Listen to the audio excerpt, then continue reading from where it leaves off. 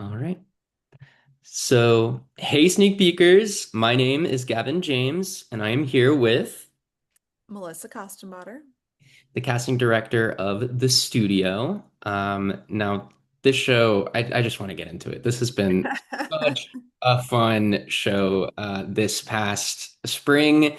And your job in particular has been so integral to the show because one of the things that has been, I think, a drawing factor and why people love it is the amount of celebrity guests and cameos and star-studded appearances. And so my first question really is just what was that casting process like? And were there any cameos in particular or guests in particular that were difficult to sort of, find or book? Yeah, it was look, casting is kind of funny. It's always a little the same but different, right? So when we start, we have to kind of sort out what the best approach will be to get the best result of getting the people we're looking to get. But on this one, it was interesting. So the the script, this 10 script started off with they had kind of penciled in some ideal actors for that scene. And as I'm sure you can tell from watching it, like they're very intentional about it and very purposeful. Like those people really had to fit within the circumstances they were presenting in that scene. So we basically just got availabilities and checked interest to see if that was, playing themselves or being on a show like this was something they might entertain because a lot of them, are off being leads in their own films and things like that. And then instead of sending them a script first, we would offer up a meeting with Seth and Evan to have the opportunity to pitch the idea to them, really, or pitch the joke and pitch the scene. And they had the opportunity to ask any questions and see if it was a good fit. And then once that happened, they would tailor the script to them and then we would send that off. And so a lot of times at that point, people were good to go. Sometimes people fell through at the end there, but most of the time, once they'd gone through the whole thing, they were kind of in and ready to go. Um, and yeah, I mean, look, there was a lot that didn't go to plan, I will say, but I will decline to say which ones just because they we're so lucky to get all of them. I don't want to call anybody out in that way, but yeah. That's awesome. And so a kind of another interesting layer, I think, to the show is really the technicality of it too. In addition to being a really funny comedy, it also has a lot of these really precise technical long shots, including obviously the Oner episode. Yeah. And so, were there any kind of casting considerations that you had in mind whenever you were sort of looking to build out a roster for something this, specific in that rhythm and timing? Oh, for sure. Yeah. I mean, look, we take a lot into in consideration most of the time, what's happening in the scene, who are they with in the scene, and all of that kind of dictates the type of other actors we're going to bring in for that sort of thing. With the Oner specifically, we've really needed people who had some significant on-set experience. Where sometimes I like to take chances with folks and, not I've hired many a first timer, but in this particular instance, it was very important that they could understand the choreography, knew what it was like being on set, and were able to have that experience to work within that a bit more seamlessly.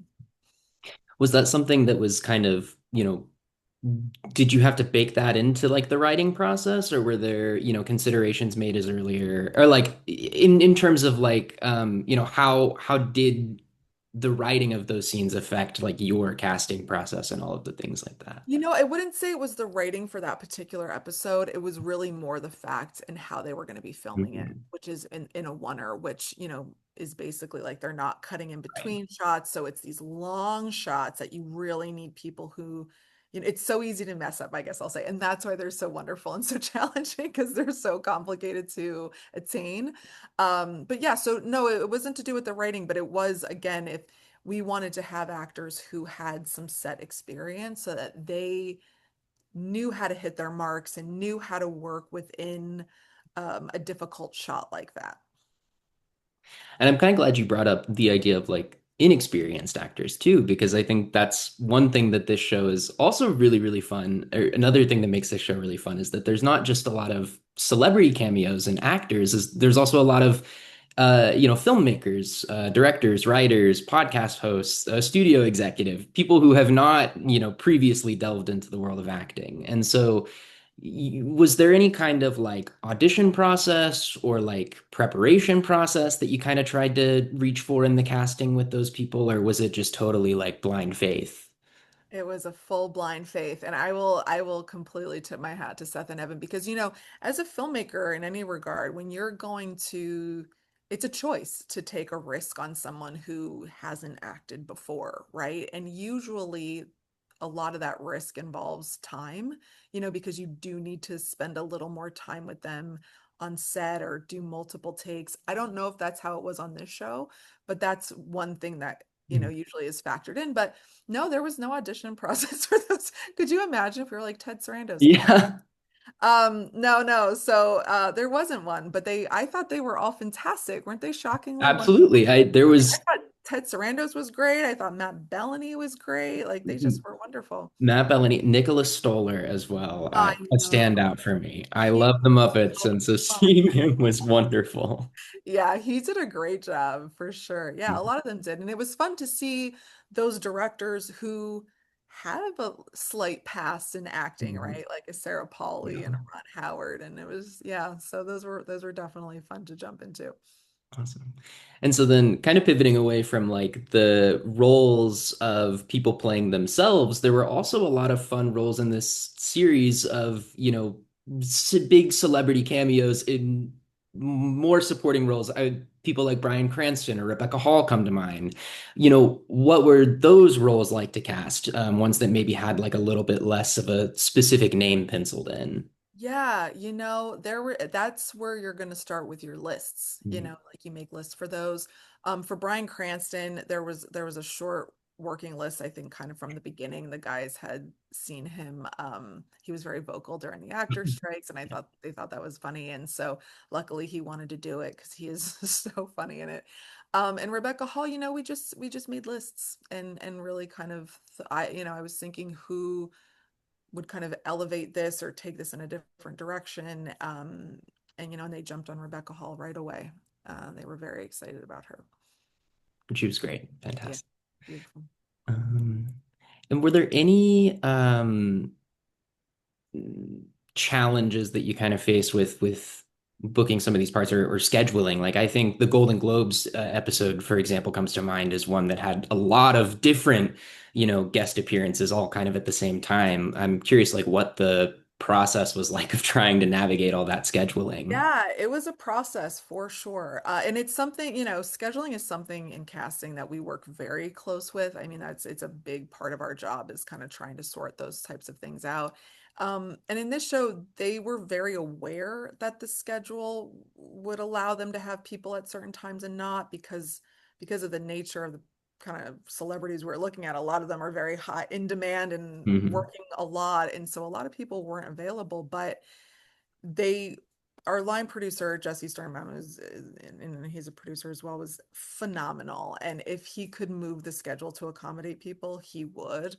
um and then sometimes you just can't, right? And so for the Golden Globe specifically, they had moved that a little later in the schedule, so we had a little more time to work through that. But at the end of the day is like this is when where we have our location, this is when we're doing it, and if you're not available, we can't use you, and who is available that we can use. And so it's really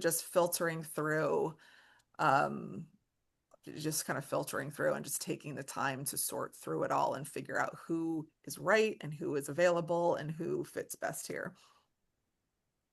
And so my last question, kind of bringing it back, a lot of our audience are students and aspiring industry professionals themselves. And so to kind of leave it off, my last question for you is what advice would you give to people who are looking to potentially enter the world of casting themselves, or that's something that they're interested in pursuing as a long-term career? I love that. Yeah, it's hard, the entertainment industry. Not sure if anyone's heard. Because there's no path. There's no direct path to any career you're looking for. Whereas I think if you want to be an accountant, you go to school, you learn account, and it's really hard here because there's not. So I would just say, do your research for casting specifically, like look at the CSA, the Casting Society.